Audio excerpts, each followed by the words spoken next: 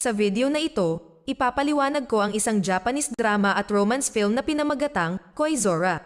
Nagsisimula ang pelikula sa pamamagitan ng pagpapakita ng isang batang babae na nagngangalang Mika Tohara na nasa banyo. Sinadya niyang humarap sa salamin para lagyan ng lip gloss ang labi bago bumalik sa klase. Ang dalawa niyang kaibigan ay naghihintay para sabay na magtanghalian. Tinuya siya ng isa niyang kaibigan na may salamin. Akala niya dahil nakalip gloss si Mika ay may gusto siya, pero itinanggi ni Mika. Inamin ng isa pang kaibigan na si Aya na mayroon na siyang crush na nagngangalang Nozomo.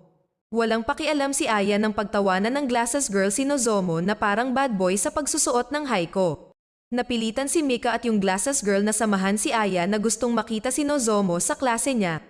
Pero wala si Nozomo kaya umalis na lang sila.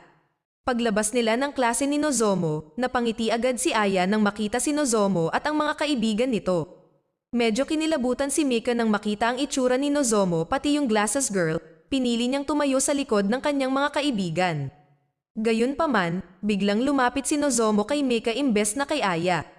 Hindi napigilan ni Mika ang umiling nang lumapit si Nozomo at nagpakilala.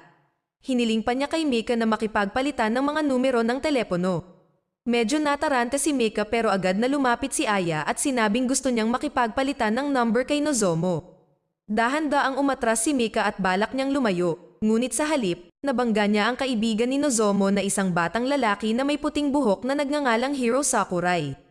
Nagulat si Mika sa isang matalim na tingin mula kay Hiro.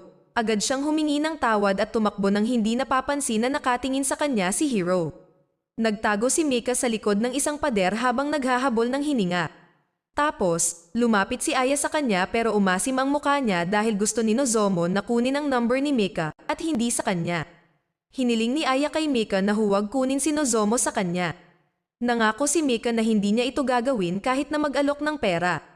Naging masayahin muli si Aya dahil alam niyang hinding-hindi magsisinungaling si Mika sa kanya. Kinabukasan sa school, nawawala ang cellphone ni Mika noong recess. Hinanap ito ni Mika sa classroom at hinalungkat ang laman ng bag niya pero wala ito. Tumulong si Aya sa pagtawag para marinig nila ang ringtone pero parang wala sa classroom ang cellphone ni Mika. Naisip ni Mika na baka naiwan niya ang cellphone niya sa library. Walang iniisip na tumakbo siya palapit dito. Pagdating na pagkadating niya sa tahimik na library, sinubukang hanapin ni Mika ang cellphone niya pero hindi niya pa rin makita. Maya-maya ay narinig niyang nagri-ring ang kanyang cellphone